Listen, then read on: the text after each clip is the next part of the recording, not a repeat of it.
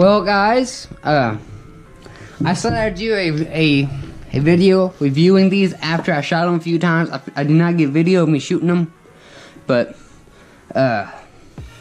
these molds, this mold, after I sprayed it and everything, and I shot it a few times. I shot it with green pumpkin. I think I have a video of it, just posted. I never really just shot it. I think it was the Angling Eye review mold video, but they shoot amazingly, and whenever you pull them out, they don't stick at all.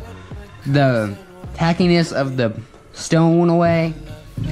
They are shinier than when you use oils. I highly recommend using this to make your molds better. I'm gonna start buying a lot more stone because if I can spray these, it's a lot cheaper. I'm gonna spray a Bambino bug mold and make a few more videos like that, 'cause I know you guys will like it. I like them. I'll put out a giveaway here soon about them if I can. Maybe using recycle color. Now on to the next video.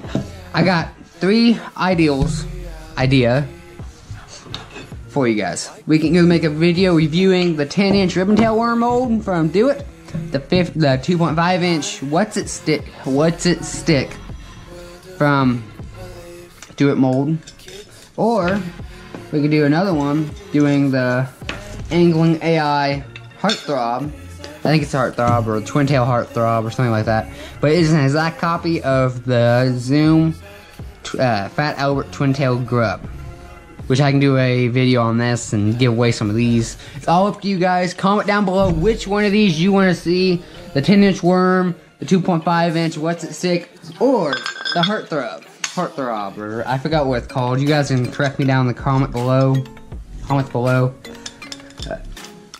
But I will see you guys next time, and comment down below and subscribe to keep on getting updates, and hit that bell notification so you keep on getting notifications. Thank you, and have a good day.